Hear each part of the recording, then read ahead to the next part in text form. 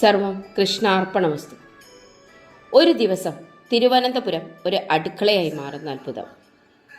ഒരു നഗരം മുഴുവൻ പുക കൊണ്ട് മൂടപ്പെട്ടാൽ, റോഡുകൾ മുഴുവൻ അടുപ്പുകളായി മാറിയാൽ, ലക്ഷക്കണക്കിന് സ്ത്രീകൾ ഒരേ സമയം അമ്മേ എന്ന് വിളിച്ചാൽ, ആ ദൃശ്യം നിങ്ങൾ കണ്ടിട്ടുണ്ടോ?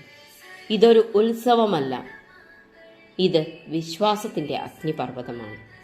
ലോക റെക്കോർഡ് നേടിയ സ്ത്രീകളുടെ മഹാസമുദ്രം ആറ്റുകാൽ പൊങ്കാല. അതുകൊണ്ടാണ് ഈ പൊങ്കാലയ്ക്ക് ശേഷം പലരുടെയും ജീവിതത്തിൽ അത്ഭുതങ്ങൾ നടക്കുന്നത്. ഇന്ന് ഇതിൻ്റെ രഹസ്യം നമുക്ക് മനസ്സിലാക്കാം. ആരാണ് ആറ്റുകാൽ ദേവി? പൊങ്കാല സമർപ്പിക്കുന്നത് തിരുവനന്തപുരം നഗരത്തിലെ ആറ്റുകാൽ ഭഗവതി ക്ഷേത്രത്തിലുള്ള ദേവിക്കാണ്. ഭക്തർ വിശ്വസിക്കുന്നത് ഇത് ഒരു സാധാരണ ദേവിയല്ല, കണ്ണകിയുടെ ശക്തി സ്വരൂപമാണ്. ഈ വിശ്വാസം ശിലപ്പതികാരം എന്ന മഹാകാവ്യവുമായി ബന്ധപ്പെട്ടതാണ്. അതുകൊണ്ടാണ് ആറ്റുകാൽ ക്ഷേത്രത്തെ സ്ത്രീകളുടെ ശബരിമല എന്ന് വിളിക്കുന്നത്. എന്താണ് ആറ്റുകാൽ പൊങ്കാല? പൊങ്കാല എന്നത് വെറും പായസം പാകം ചെയ്യലല്ല, ഇത് സഹനത്തിൻ്റെ പ്രതീകം, ത്യാഗത്തിൻ്റെ അടയാളം, സ്ത്രീകളുടെ ഐക്യശക്തിയുടെ പ്രകടനം. മണിക്കൂറുകളോളം സൂര്യരശ്മികളെ സഹിച്ച് അഗ്നിയുടെ ചൂടിൽ നിൽക്കുകയും അമ്മേ എന്ന് വിളിച്ച് സമർപ്പണം നടത്തുകയും ചെയ്യുന്ന ഭക്തർ. ആ ആത്മവിശ്വാസം തന്നെയാണ് ഈ ഉത്സവത്തിൻ്റെ ശക്തി. ആറ്റുകാൽ പൊങ്കാലയെ ലോകം അംഗീകരിച്ചത് ഗിന്നസ് വേൾഡ് റെക്കോർഡിലൂടെയാണ്.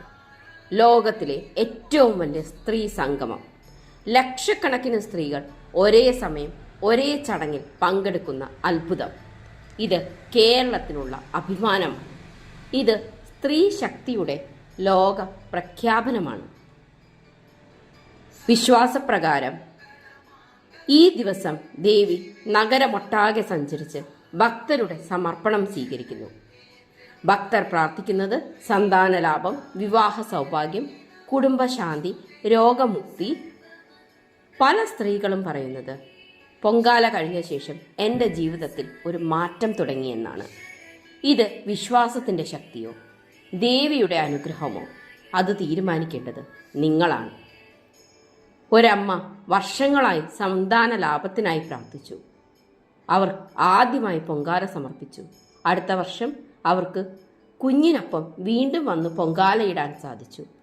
ഇങ്ങനെയുള്ള അനുഭവ കഥകൾ ആയിരക്കണക്കിന് ആളുകളാണ് പറയുന്നത്. ഇവിടെ ഒരു ചോദ്യം: നിങ്ങൾ ഒരിക്കലെങ്കിലും ആറ്റുകാൽ പൊങ്കാലയിൽ പങ്കെടുത്തിട്ടുണ്ടോ? നിങ്ങളുടെ ജീവിതത്തിൽ എന്തെങ്കിലും മാറ്റം സംഭവിച്ചോ? നിങ്ങളുടെ അനുഭവം കമൻറ്റ് ബോക്സിൽ എഴുതൂ. അമ്മയെ വിശ്വസിക്കുന്നവർ കമൻറ്റ് ബോക്സിൽ അമ്മേ ശരണം എന്ന് കമൻറ്റ് ചെയ്യൂ. സർവം കൃഷ്ണാർപ്പണമസ്തു. നന്ദി.